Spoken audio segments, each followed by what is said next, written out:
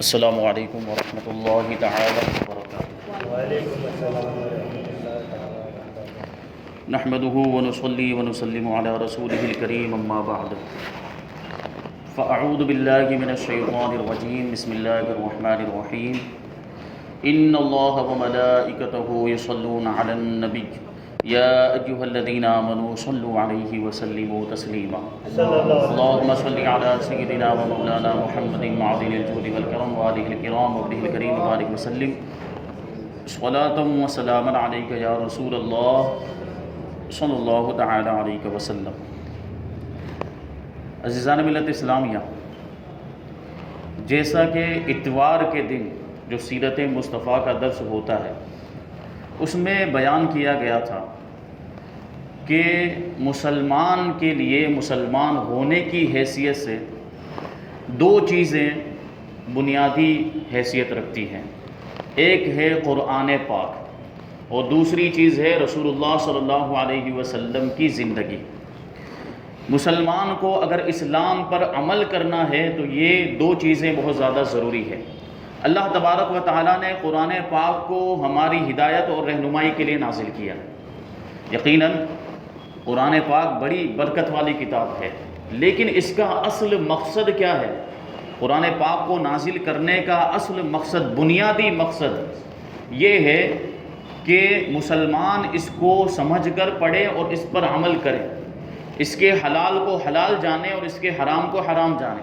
جو چیزیں قرآن مقدس کے اندر بیان کی گئی ہیں ان کو سیکھیں، سمجھیں اور اس پر عمل کریں۔ قرآن پاک اسی لیے نازل کیا گیا، تبھی تو ہمارے لیے یہ ہدایت اور رہنمائی ثابت ہوگا۔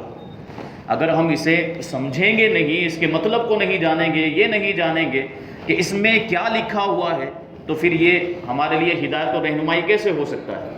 ہم اس پر عمل کیسے کر سکتے ہیں؟ آج ماحول یہ ہے کہ قرآن پاک کو صرف برکت والی کتاب سمجھا جاتا ہے، گھر میں لا کر رکھ دیا جاتا ہے، اور دیکھیں آپ کبھی کبھار سال میں اٹھا کر اسے پڑھ لیا جاتا ہے، تلاوت کر لی جاتی ہے۔ یقیناً قرآن پاک بڑی برکت والی کتاب ہے، اس کا رکھنا بھی ثواب ہے، اس کے رکھنے میں بھی برکت ہے، اس کو دیکھنے میں بھی برکت ہے، اس کو سننے میں بھی برکت ہے اور اس کی تلاوت میں بھی برکت ہے۔ لیکن قرآن پاک کا حق یہ ہے کہ اس کو تلاوت تو کیا جائے، لیکن تلاوت کرنے کے ساتھ ساتھ اس کو ہم سمجھے بھی تاکہ اس پر ہم عمل کر سکیں۔ یہ قرآن پاک کا اصل حق ہے، اور قرآن پاک ایسے ہی لوگوں کی شفاعت کرے گا قیامت کے دن جو قرآن پاک کو سمجھ کے پڑھتے ہیں اور اس پر عمل کرتے ہیں۔ کل قیامت کے دن قرآن پاک ایسے لوگوں کے گناہوں کو بخشوائے گا اور جنت میں لے کر جائے گا۔ تو اگر ہم چاہتے ہیں کہ قرآن پاک ہماری شفاعت کرے، ہمارے گناہوں کو قیامت کے دن بخشوائے، ہمیں جنت میں لے کر جائے، تو ہمیں قرآن پاک کو سمجھ کے پڑھنا ہے، کیونکہ قرآن پاک یقیناً ظاہر سی بات ہے کہ عربی زبان میں نازل ہوا ہے، ہماری زبان میں نازل نہیں ہوا۔ ہم یا تو اردو بولتے ہیں یا گجراتی بولتے ہیں یا سرتی زبان بولتے ہیں، تو ہماری زبان میں قرآن پاک نازل نہیں ہوا۔ جو عرب کے لوگ ہیں ان کے لیے آسان ہے اس کو سمجھنا، کیونکہ ان کی مادری زبان ہی عربی ہے، تو وہ اس کو آسانی کے ساتھ سمجھ سکتے ہیں۔ اس کے باوجود بھی قرآن پاک کے اندر ایسے رموز اور ایسے اسرار، ایسی گہرائیاں ہیں کہ عرب کے لوگ بھی اس کو کما حق وہ سمجھ نہیں پاتے، تو ان کو بھی تفسیر کی ضرورت تو ہے، لیکن ہم کو اس کی زیادہ ضرورت ہے، تفسیر کی، قرآن پاک کو سمجھنے کی ہم کو اور زیادہ ضرورت ہے کہ قرآن پاک ہماری زبان میں نہیں، سب سے پہلے تو اس کے ترجمے کو ہمیں پڑھنا ہے کہ ہر آیت کا ترجمہ کیا ہوتا ہے، پھر اس ترجمے کا مطلب کیا ہوتا ہے، اس کی مزید وضاحت کیا ہوتی ہے، اس کی تفصیل کیا ہے۔ تو یہ ساری چیزیں جو ہے کہ یہ تفسیر کے اندر بیان کی جاتی ہیں، اور اس کا بنیادی مقصد یہی ہوتا ہے کہ ہم اس پر عمل کر سکیں۔ تو قرآن پاک کے تعلق سے آپ یاد رکھیں کہ قرآن پاک تلاوت تو کی جائے، یقیناً تلاوت کا بھی بڑا ثواب ہے۔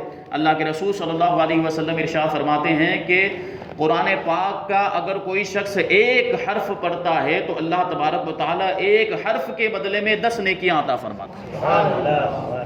پھر اللہ کے رسول اس کی وضاحت کرتے ہوئے آگے ارشاد فرماتے ہیں کہ الف لام میم ایک حرف نہیں ہے، بلکہ الف ایک حرف ہے، لام ایک حرف ہے اور میم ایک حرف ہے۔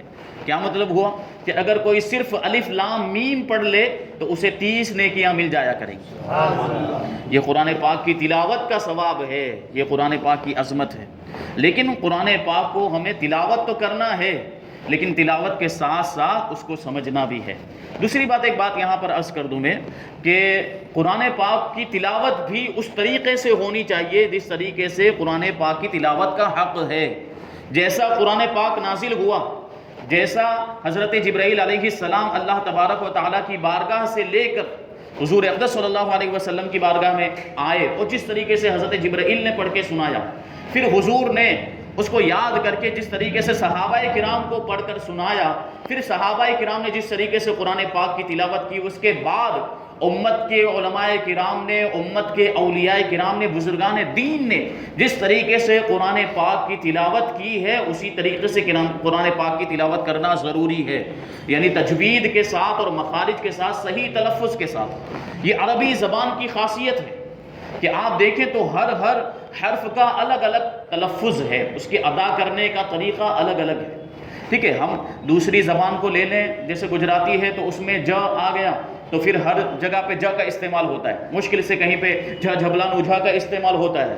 لیکن قرآن پاک کے اندر ذال کا الگ تلفظ ہے، زا کا الگ تلفظ ہے، جیم کا الگ تلفظ ہے۔ جیسے میں ابھی ادا کر رہا ہوں تو آپ کو الگ معلوم ہو رہا ہوگا، زال یہ الگ ہے، دال زال جو ہم لوگ بولتے ہیں وہ زال الگ ہے، زا الگ ہے، جیم الگ ہے، اسی طرح رو الگ ہے۔ بظاہر ایسا لگتا ہے کہ یہ ایک ہی ہے اور ہم اس کو ایک ہی طریقے سے ادا کر لیتے ہیں، لیکن یہ الگ الگ ہیں تو ان کو الگ الگ ادا کرنا ہوگا۔ اگر ان کا تلفظ ایک ہی ہوتا تو پھر ان کو الگ الگ رکھنے کی کیا ضرورت تھی؟ ٹھیک ہے، جیم ہی رکھ دیتے کہ سب جگہ جیم کی طرح آپ کو ادا کرنا ہے، جیم ہی کا تلفظ نکالنا ہے تو جیم ہی رکھ دیتے۔ زا رکھنے کی کیا ضرورت تھی؟ زال رکھنے کی کیا ضرورت تھی؟ اسی طریقے سے زو رکھنے کی کیا ضرورت تھی؟ تو یہ قرآن پاک عربی زبان میں نازل ہوا، اور عربی زبان کے مختلف جتنے بھی حروف ہیں سب کے حروف کے الگ الگ مخارج ہیں، ادا کرنے کا طریقہ ہے، تلفظ کا الگ الگ طریقہ ہے، پروناؤنسیشن کا الگ الگ طریقہ ہے۔ تو ہمیں اسی کے اعتبار سے قرآن پاک کو پڑھنا ہے، تب یہ کہلائے گا کہ ہم نے صحیح طور پر قرآن پاک کو پڑھا ہے۔ ہم برسوں سے سنتے آ رہے ہیں حفاظ کرام کو، علماء کرام کو، قراء کو جو قرآن پاک کی تلاوت کرتے ہیں۔ تراویح کے اندر آپ سنتے ہوں گے قرآن پاک کی تلاوت، تو آپ محسوس کرتے ہوں گے کہ آپ کچھ الگ پڑھتے ہیں اور حفاظ کرام پڑھتے ہیں تو کچھ الگ۔ تو یہ فرق کیوں ہے؟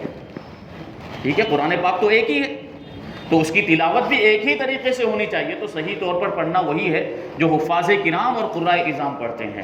تو ہمیں اس طریقے سے قرآن پڑھنا بھی سیکھنا ہے، مخارج کے ساتھ، تجوید کے ساتھ قرآن پاک پڑھنا سیکھنا ہے۔ یہ تلاوت کا صحیح حق ہے، اسی اعتبار سے ہمیں قرآن پاک کی تلاوت کرنی ہو، اور اسی طریقے سے قرآن پاک نازل ہوا ہے۔ اللہ کے رسول نے ارشاد فرمایا اقرؤوا القرآن کما انزل، کہ قرآن پاک کو اسی طریقے سے پڑھو، اسی طریقے سے اس کی تلاوت کرو جس طریقے سے نازل ہوا ہے۔ تو قرآن پاک ایسے ہی تجوید کے ساتھ نازل ہوا، صحابہ نے بھی اسی طریقے سے پڑھا۔ حضرت مولا کائنات علی مرتضیٰ رضی اللہ تعالیٰ عنہ جو شہر علم کے دروازہ ہیں، ان سے کسی نے پوچھا کہ تجوید کا مطلب کیا ہوتا ہے، کیونکہ ترتیل کا مطلب پوچھا، کیونکہ قرآن پاک کے اندر ترتیل کا ذکر تھا، ورتل القرآن ترتیلا، سورہ مزمل کی آیت ہے کہ قرآن پاک کو ترتیل کے ساتھ پڑھو۔ تو کسی نے حضرت علی رضی اللہ تعالیٰ عنہ سے ترتیل کے بارے میں پوچھ لیا کہ قرآن پاک کو قرآن کے اندر ہی ترتیل سے پڑھنے کا حکم دیا گیا، تو یہ ترتیل ہے کیا؟ تو حضرت مولا کائنات علی مرتضیٰ رضی اللہ تعالیٰ عنہ ارشاد فرماتے ہیں تجوید الحروف و معرفت الوقوف، کہ حروف کو صحیح طریقے سے صحیح تلفظ کے ساتھ ادا کرنا اور وقوف کو جاننا، یعنی کہاں پر رکنا ہے، کہاں پر نہیں رکنا، کہاں پہ ٹھہرنا ہے، کہاں سانس توڑنی ہے، کہاں سانس نہیں توڑنی ہے، ان ساری چیزوں کو جاننا، اسی کا نام ترتیل ہے۔ اسی کو قرآن مجید میں ارشاد فرمایا گیا ورتل القرآن ترتیلا۔ تو یہ قرآن کا حکم ہے، مسلمان ہونے کے ناطے ہمیں قرآن کے اس حکم پر بھی عمل کرنا ہے، یعنی قرآن پاک کو صحیح طور پر پڑھنا ہے، حروف کے مخارج کو بھی جاننا ہے، اور کہاں ٹھہرنا کہاں نہیں ٹھہرنا اس کو بھی جاننا ہے۔ اللہ تبارک و تعالی ہم سب کو توفیق عطا فرمائے۔ بات یہ عرض کر رہا تھا کہ قرآن پاک یہ بے مثل کتاب ہے، اس کے جیسی کوئی کتاب نہیں، اور قرآن پاک ہمارے آقا حضور رحمت عالم صلی اللہ علیہ وسلم پر نازل ہوا، اور حضور کی ذات ایسی ذات ہے کہ آپ کے جیسا دنیا میں کوئی انسان نہیں، بلکہ ساری مخلوقات میں سب سے افضل اگر کوئی ہے تو وہ ہمارے نبی کی ذات ہے۔ سب سے بڑا، پوری کائنات میں سب سے بڑا مقام و مرتبہ اگر کسی کا ہے تو وہ حضور اقدس صلی اللہ علیہ وسلم کا ہے۔ اسی طریقے سے جو کتاب قرآن پاک آپ پر نازل ہوئی، وہ کتاب بھی ساری کتابوں میں سب سے زیادہ فضیلت رکھتی ہے۔ میں نے عرض کیا تھا کہ حضور صلی اللہ علیہ وسلم پوری کائنات کے سردار ہیں، اسی طریقے سے حضور کی امت بھی ساری امتوں کی سردار ہے، یعنی ہم لوگ امت محمدیہ، اللہ تبارک و تعالیٰ نے ہم کو کتنا اونچا مرتبہ دیا ہے، سوچیں، غور کریں کہ ہمیں پوری کائنات کا سردار بنا دیا۔ بولیے یہ کس کے صدقے میں ہوا؟ یہ حضور صلی اللہ علیہ وسلم کے صدقے میں۔ اللہ تبارک و تعالیٰ چاہتا تو ہم کسی دوسرے نبی کی امت میں بھی ہو سکتے تھے، معاذ اللہ کفار میں بھی ہم ہو سکتے تھے، لیکن اللہ نے ہم پر فضل فرمایا کہ ہم مومن ہوئے، اور مومن بھی ہوئے تو اس کے سب سے پیارے نبی کی امت میں ہم ہوئے۔ تو اس اعتبار سے ہمیں اپنے آپ کی قدر کرنی ہے۔ سب سے پہلے ہمیں اپنے خود کے مرتبے کو جاننا ہے کہ ہم ہیں کون، پھر اس کے اعتبار سے ہم اپنی زندگی کو سدھارنے کی اور اس میں تبدیلی لانے کی کوشش کریں، کیونکہ اسلام ایسی نعمت ہے، اسلام جیسا کوئی مذہب نہیں، اسلام اللہ تبارک و تعالیٰ کا پسندیدہ مذہب ہے، اور اسلام جیسا کوئی دوسرا دین، دھرم، مذہب نہیں ہو سکتا۔ اسلام کے اندر ساری چیزیں، ہر فیلڈ کے اعتبار سے، ہر میدان کے اعتبار سے سارے احکام بیان کیے گئے۔ کسی بھی میدان میں، زندگی کے کسی بھی موڑ پر، زندگی کے کسی بھی موقع پر اسلام ہمیں بے یار و مددگار نہیں چھوڑتا، ہر جگہ پہ ہماری رہنمائی کرتا ہے۔ تو ہمیں ہر کام اسلام کی رہنمائی میں کرنا ہے، اسلام کے مطابق کرنا ہے، کیونکہ ہم مسلمان ہیں۔ ہم اسلام پر عمل نہیں کریں گے تو کیا غیر مسلم عمل کریں گے؟ آج بات یہی ہو گئی ہے، آج ہمارے حالات ایسے ہو گئے کہ ہم اسلام پر عمل نہیں کر رہے ہیں۔ اسلام اتنی بڑی نعمت ہمیں ملی ہے، اس کی قدر نہیں کر رہے ہیں۔ آج اللہ تبارک و تعالیٰ کا بے پناہ شکر و احسان ہے کہ ہم مسلمان گھرانے میں پیدا ہوئے، تو اسلام ہمیں مفت میں مل گیا۔ ان لوگوں سے جا کر پوچھیں جنہوں نے اسلام کو پڑھا، کتابوں کے اندر اسلام کو پڑھا، قرآن پاک کی تلاوت کی، احادیث کی تلاوت کی، احادیث کو پڑھا، اور پھر اس کے بعد اسلام کی حقانیت ان کے دل میں بیٹھ گئی۔ دوسرے مذہب سے تعلق رکھتے تھے، کوئی عیسائی تھا تو کوئی یہودی تھا تو کوئی جو دوسرے مذہب سے غیر مسلمین جو تھے، انہوں نے اسلام کی حقانیت اور اسلام کی سچائی کو جانا تو اسلام کو قبول کیا۔ ان سے جا کر اسلام کی اہمیت کو پوچھیں کہ اسلام کیسا مذہب ہے۔ اسی وجہ سے آپ دیکھتے ہوں گے کہ جو بھی نو مسلم ہوتے ہیں، جو کنورٹ ہو کر آتے ہیں دوسرے مذہب سے، وہ اسلام کی بڑی پابندی کرتے ہیں، پابندی کے ساتھ شریعت کی پر عمل کرتے ہیں، نماز ایک بھی ان کی نہیں چھوٹتی ہوگی، اور چہرہ بھی ماشاءاللہ اسلامی ہوگا۔ تو یہ کیوں ہوتا ہے؟ کیونکہ ان کو اسلام کی قدر ہے، انہوں نے اسلام کی سچائی کو جان کر، اسلام کی حقیقت کو جان کر اسلام کو قبول کیا۔ اور ہمارا معاملہ کیا ہے؟ ہمیں تو فری میں مل گیا کہ ہم مسلمان گھرانے میں پیدا ہو گئے، تو پیدا ہونے کی وجہ سے ہم مسلمان ہیں، تو ہمیں قدر نہیں ہے۔ عزیزان ملت اسلامیہ، میرے دوستوں، میرے بزرگوں، ہمیں اسلام کی قدر کرنی ہے۔ اسلام بہت بڑی نعمت، اس سے بڑی کوئی نعمت نہیں ہو سکتی ہے۔ تو اسلام پر ہمیں عمل کرنا ہے، اور اسلام پر عمل کرنے کے لیے ہمیں قرآن پر بھی عمل کرنا ہوگا اور رسول اللہ کی شریعت پر بھی عمل کرنا ہوگا۔ اس لیے یہ دو چیزیں بنیادی حیثیت رکھتی ہیں۔ تو اسی وجہ سے ہم نے ان دو پروگرام کو شروع کیا ہے، سیرت مصطفیٰ کا درس جو اتوار کے دن ظہر کی نماز کے بعد ہوتا ہے، اور قرآن پاک کی تفسیر جو ہر جمعرات کو انشاءاللہ ہوا کرے گی۔ آپ حضرات سے گزارش ہے کہ دونوں پروگراموں میں پابندی کے ساتھ شرکت کریں، کیونکہ کنٹینیوسلی اگر آپ آئیں گے تو کیا ہوگا کہ باتیں آپ کو سمجھ میں آئیں گی، کڑی سے کڑی جڑتی رہے گی۔ اگر مثال کے طور پر آج آپ نے سن لیا، پھر اگلی جمعرات کو نہیں آئے تو بیچ کا جو سبق ہے وہ چھوٹ جائے، پھر آگے کا آپ سنیں گے اور اس کا تعلق بیچ والے سبق سے ہوگا تو وہ بات آپ کو سمجھ میں نہیں آئے گا۔ تو ہمیں کنٹینیوسلی مسلسل آنا ہے، اور جو ہے کہ سارے جو اسباق ہوں گے، سارے جو دروس ہوں گے، ان کو ہمیں پابندی کے ساتھ سننا ہے۔ اللہ تبارک و تعالی ہمیں توفیق عطا فرمائے۔ قرآن پاک کیسی عظیم کتاب ہے! قرآن پاک اس رب عظیم کا بے مثل کلام ہے کہ اس کی کوئی مثال نہیں، قرآن پاک کی کوئی مثال نہیں، اس جیسا کلام کوئی بھی اپنی طرف سے بنا کر نہیں لا سکتا، کیونکہ یہ رسول اللہ کا معجزہ ہے اور یہ اللہ تبارک و تعالیٰ کا کلام ہے۔ تو ظاہر سی بات ہے کوئی انسان اللہ کے کلام کا مقابلہ کر سکتا ہے؟ اللہ کے جو کلمات ہیں ایسے کلمات کہیں سے لے کر آ سکتا ہے؟ ہرگز نہیں لا سکتا۔ اس لیے یہ بے مثل کلام ہے، اللہ تبارک و تعالیٰ کا کلام ہے جو اکیلا معبود ہے۔ اللہ تبارک و تعالیٰ تنہا عبادت کے لائق ہے، اس کے علاوہ کوئی بھی معبود، کوئی بھی خدا، کوئی بھی عبادت کے لائق نہیں ہے۔ اسی وجہ سے اللہ نے ہم کو اسلام عطا کیا، اور اسلام کا بنیادی عقیدہ یہ ہے کہ توحید یعنی اللہ کو ایک ماننا۔ اللہ ایک ہے اور وہی خدا ہے، اس کے علاوہ دوسرا کوئی خدا نہیں۔ جبکہ دوسرے مذاہب کو آپ دیکھیں، دوسرے ادیان کو آپ دیکھیں، کوئی مذہب کے ماننے والے ایسے ہیں جو دو خدا مانتے ہیں، کوئی 3 خدا مانتے ہیں، اور ہمارے ملک میں جو غیر مسلم رہتے ہیں ان کا معاملہ تو یہ ہے کہ سینکڑوں کروڑوں کی تعداد میں ان کے خدا ہیں، ان کے معبود ہیں، یہاں تک کہ ان کی خود کی تعداد سے زیادہ ان کے بھگوانوں کی تعداد ہے۔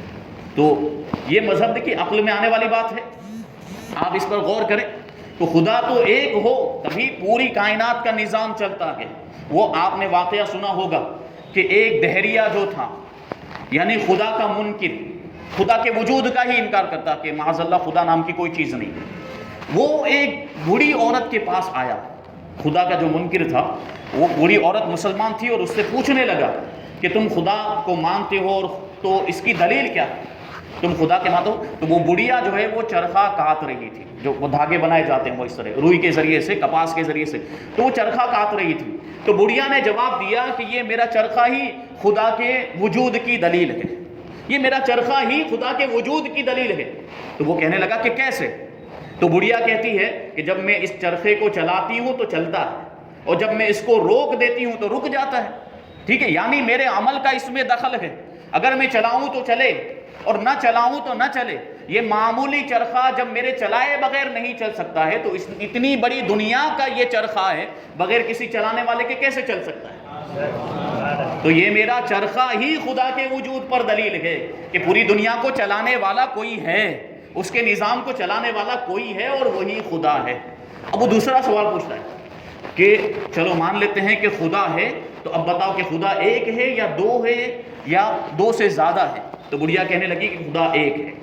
تو اب اس نے دلیل مانگی کہ اس پر دلیل کیا ہے؟ تو وہ بڑھیا جواب دیتی ہے کہ اس پر دلیل بھی میرا یہی چرخہ ہے۔ وہ دیکھیں پہلے زمانے کے لوگ کتنی عقل رکھتے تھے، کتنی سوجھ بوجھ رکھتے تھے، اسلام سے ان کا کیسا تعلق تھا، ان کا علم، ان کی معلومات کیسی ہوا کرتی۔ اب جب اس نے سوال پوچھا کہ خدا ایک ہے 2 ہے، تو اس نے کہا ایک ہے، اور اس کی دلیل؟ تو کہتی ہے کہ اس کی دلیل بھی میرا یہی چرخہ ہے۔ تو اب وہ پوچھنے لگا دہریہ منکر خدا کہ یہ کیسے کہ خدا کے ایک ہونے پر دلیل بھی تیرا یہی چرخہ ہے؟ تو وہ کہتی ہے کہ اگر میں اکیلی اس کو چلاؤں تو صحیح طریقے سے چلتا ہے یہ چرخہ، لیکن اگر میرے ساتھ دوسری عورت بھی اس کو چلائے اور ہم دونوں مل کر چلائیں تو یہ صحیح طریقے سے نہیں چل سکے گا۔ میں ادھر چلانے کی کوشش کروں گی تو وہ ادھر چلانے کی کوشش کرے گی، اور اسی چکر میں یہ چرخہ ٹوٹ پھوٹ جائے گا اور معاملہ سارا ختم ہو جائے گا۔ تو یہ معمولی چرخہ جب 2 لوگوں کے چلانے کی بنیاد پر ٹوٹ پھوٹ جائے گا اور جو مقصد ہے وہ مقصد حاصل نہیں ہوگا، تو پوری کائنات کے اگر 2 خدا ہوں گے یا 2 سے زیادہ خدا ہوں گے تو ایک خدا کہے گا معاذ اللہ ایسا ہونا چاہیے، اور دوسرا خدا کہے گا کہ ایسا ہونا چاہیے، تو اس طریقے سے پوری کائنات کا نظام درہم برہم ہو جائے گا۔ اور کائنات صحیح طریقے سے چل رہی ہے، پوری دنیا صحیح طریقے سے چل رہی ہے، نظام درہم برہم نہیں ہو رہا ہے، اس کا مطلب یہ ہے کہ اس کا کوئی چلانے والا ہے، اور وہ چلانے والا ایک ہی ہے، اور وہ ہمارا رب ہے، ہمارا خدا ہے۔ تو وہی اکیلا معبود ہے، تنہا خالق اور ساری کائنات کا حقیقی مالک ہے، وہی تمام جہانوں کو پالنے والا اور پوری کائنات کے نظام کو مربوط ترین انداز میں چلانے والا۔ کتنے سلیقے سے دنیا چل رہی ہے، آپ دیکھ رہے ہیں نا، کتنے اس کے اصول و قوانین کے مطابق دنیا چل رہی ہے، کہ دنیا کے سارے جو رولز ہیں کہ انسان پیدا ہوتا ہے تو چھوٹا ہوتا ہے، پھر بڑا ہو جاتا ہے، جوان ہوتا ہے، بوڑھا ہوتا ہے، پھر مر جاتا ہے، اس کی زندگی کے سارے معاملات، اور دوسری چیزیں موسم وغیرہ کو دیکھ لیں کہ موسم تبدیل ہوتا ہے، یہ سب نظام اللہ تبارک و تعالیٰ کا بنایا ہوا۔ ساری کائنات کے اندر آپ غور و فکر کریں تو خدا کی قدرت کا آپ کو اعتراف کرنا پڑے گا۔ یہ پوری کائنات کا نظام جو اللہ تبارک و تعالیٰ چلا رہا ہے یہ اس کی قدرت ہے۔ دنیا اور آخرت کی ہر بھلائی حقیقی طور پر اس کے دست قدرت میں ہے۔ وہ جسے چاہتا ہے وہ بھلائی عطا کرتا ہے اور جس چیز سے چاہے وہ محروم کر دیتا ہے۔ ہم دیکھتے ہیں کہ بہت سے انسانوں کو نعمتیں ملتی ہیں، دولت ملتی ہے، مالداری ملتی ہے، سب ملتا ہے، لیکن بہت سے لوگ ایسے بھی ہوتے ہیں جن کو کچھ نہیں ملتا، جو غریب ہیں، کچھ لوگ ایسے ہیں جو پریشانیوں میں مبتلا ہوتے ہیں۔ یہ بھی خدا کی قدرت ہے، اس میں ساری حکمتیں ہوتی ہیں۔ تو کیسے بھی معاملات ہوں، ہر حال میں اللہ تبارک و تعالیٰ کا شکر ادا کرنا چاہیے۔ اگر نعمت ملے تو نعمت کا شکریہ ادا کرنا چاہیے، اور اگر کسی وجہ سے کوئی مصیبت آ جاتی ہے، کوئی پریشانی آ جاتی ہے تو اس پر صبر کرنا چاہیے کہ اللہ کے ہر کام میں حکمت ہوتی ہے جو ہمیں سمجھ میں نہیں آتی، بر وقت سمجھ میں نہیں آتی، لیکن بعد میں جب ہم صبر کرتے ہیں تو اللہ تبارک و تعالیٰ اس کا ایسا انعام عطا فرماتا ہے کہ ہم سوچ میں رہ جاتے ہیں کہ یہ اللہ تبارک و تعالیٰ کی یہ حکمت تھی، یہ راز تھا اس مصیبت کے اندر، اس پریشانی کے اندر۔ تو یہ شان ہوتی ہے۔ اور اگر دنیا میں اگر مان لیجئے کہ مصیبت میں ہم نے صبر کیا اور دنیا میں اس کا کوئی انعام نہیں ملا تو اللہ تبارک و تعالیٰ آخرت میں اس کا انعام عطا فرمائے گا، اور آخرت میں ایسا انعام ملے گا کہ ہم پھر سوچیں گے کہ کاش کہ پھر ہماری زندگی پوری اسی طرح کی مصیبتوں میں گزر گئی ہوتی تو ہمیں یہ سارے انعامات اور زیادہ ملتے۔ یہ شان دعا کے بارے میں کہا جاتا ہے کہ ہم جب دعا کرتے ہیں، اللہ تبارک و تعالیٰ نے ارشاد فرمایا تھا، اللہ تبارک و تعالیٰ کا قرآن پاک میں ارشاد ہے کہ مجھ سے دعا کرو استجب لکم، میں تمہاری دعاؤں کو قبول کروں گا۔ یہ اللہ کا وعدہ ہے، مجھ سے دعا کرو میں تمہاری دعاؤں کو قبول کروں گا۔ لیکن معاملہ کیا ہوتا ہے، کبھی ہم دعا کرتے ہیں تو دعا قبول ہوتی ہے، لیکن بعض اوقات کیا ہوتا ہے کہ دعا قبول ہوتی ہوئی بظاہر نظر نہیں آتی، یعنی ہم کو اس کا نتیجہ ظاہری طور پر نہیں ملتا ہے، حالانکہ اللہ کا وعدہ ہے کہ تم مجھ سے دعا کرو میں تمہاری دعا قبول کروں گا۔ تو کیا معاذ اللہ اللہ تبارک و تعالیٰ کا یہ قول، یہ جو بات، یہ آیت ہے، کیا یہ غلط ہے؟ نہیں، ہرگز اللہ کا کوئی بھی ارشاد، قرآن کی کوئی بھی آیت، اللہ کا کوئی بھی قول غلط نہیں ہو سکتا۔ تو اس کا مطلب کیا ہوا پھر کہ بعض اوقات ہماری دعائیں قبول نہیں ہوتی، تو جب ہماری دعا قبول ہو جاتی ہے، دنیا میں ہم کو اس کا بدلہ مل جاتا ہے تو اس کا معاملہ وہیں پہ ختم ہو جاتا ہے۔ لیکن جب ہماری دعا قبول نہیں ہوتی ہے تو وہ دعا ہماری آخرت کے لیے محفوظ کر لی جاتی ہے، سبحان اللہ، اس کا بدلہ اللہ تبارک و تعالی ہمیں قیامت کے دن عطا فرمائے گا۔ اور جب ہم اس دعا کا بدلہ دیکھیں گے تو پھر ہم اس وقت خواہش کریں گے، تمنا کریں گے کہ کاش کہ دنیا میں میری کوئی دعا قبول ہی نہ ہوئی ہوتی۔ ایسا بدلہ اللہ تبارک و تعالی ہمیں قیامت کے دن ان دعاؤں کا عطا فرمائے گا جو بظاہر ہماری دنیا میں قبول نہیں ہوئی تھی۔ تو یہ شان ہے ہمارے رب کی، ایسا خدا ہے ہمارا، تو جسے چاہے جس چیز سے چاہے محروم کر دیتا ہے، جسے چاہے عزت عطا فرماتا ہے اور جسے چاہے ذلت و رسوائی سے دوچار کرتا ہے۔ وہ جسے چاہے ہدایت دیتا ہے اور جسے چاہے گمراہ کرتا ہے۔ اور اس نے اپنا یہ کلام رسولوں کے سردار، دو عالم کے تاجدار، حبیب بے مثال صلی اللہ علیہ وسلم پر نازل فرمایا تاکہ اس کے ذریعے سے آپ صلی اللہ علیہ وسلم لوگوں کو اللہ تبارک و تعالیٰ پر ایمان لانے اور دین حق کی پیروی کرنے کی طرف بلائیں اور شرک و کفر اور نافرمانی کے انجام سے ڈرائیں، لوگوں کو کفر و شرک اور گناہوں کے تاریک راستوں سے نکال کر ایمان اور اسلام کے روشن اور مستقیم راستے کی طرف ہدایت دیں اور ان کے لیے دنیا اور آخرت میں فلاح و کامرانی اور کامیابی کی راہیں آسان فرمائیں۔ رسول دنیا میں آتا ہے، نبی دنیا میں آتا ہے، تو اس کے آنے کا مقصد ہی یہ ہوتا ہے لوگوں کی ہدایت اور رہنمائی۔ اللہ تبارک و تعالیٰ نبیوں کو لوگوں کی ہدایت اور رہنمائی کے لیے بھیجتا ہے، اور چونکہ نبی آتا ہے تو وہ خود تو عمل کر کے دکھاتا ہے، لیکن ساتھ ہی ساتھ ان کی رہنمائی کے لیے، اور اگلی امتوں کے اندر تو لوگ خود مطالبہ کرتے تھے کہ اگر آپ اللہ کے نبی ہیں تو اللہ کی کوئی کتاب لا کر دکھاؤ، اللہ کا کلام لا کر دکھاؤ۔ تب اللہ تبارک و تعالیٰ انبیاء کرام پر صحیفے نازل کرتا تھا، جو ایک کتابیں نازل کرتا۔ اسی طریقے سے ہمارے آقا جب دنیا میں تشریف لائے تو لوگوں کی ہدایت اور رہنمائی کے لیے اللہ تبارک و تعالیٰ نے بھی آپ کو بھی ایک کتاب عطا فرمائی جو قرآن پاک ہے۔ تو نبی بھی بے مثال ہے اور جو کتاب آپ پر نازل ہوئی وہ بھی بے مثال ہے۔ انشاءاللہ تبارک و تعالیٰ آگے اس کا تذکرہ ہوگا، قرآن پاک کے فضائل اور بہت ساری چیزیں بیان کریں گے، پھر اس کے بعد تفسیر کی شروعات ہوگی۔ اللہ تبارک و تعالیٰ ہم سب کو عمل کرنے کی توفیق عطا فرمائے اور مسلسل اس پروگرام میں شرکت کرنے کی توفیق عطا فرمائے اور دوسروں کو بھی لے کر آنے کی توفیق عطا فرمائے۔ وما علینا الا البلاغ۔ السلام علیکم۔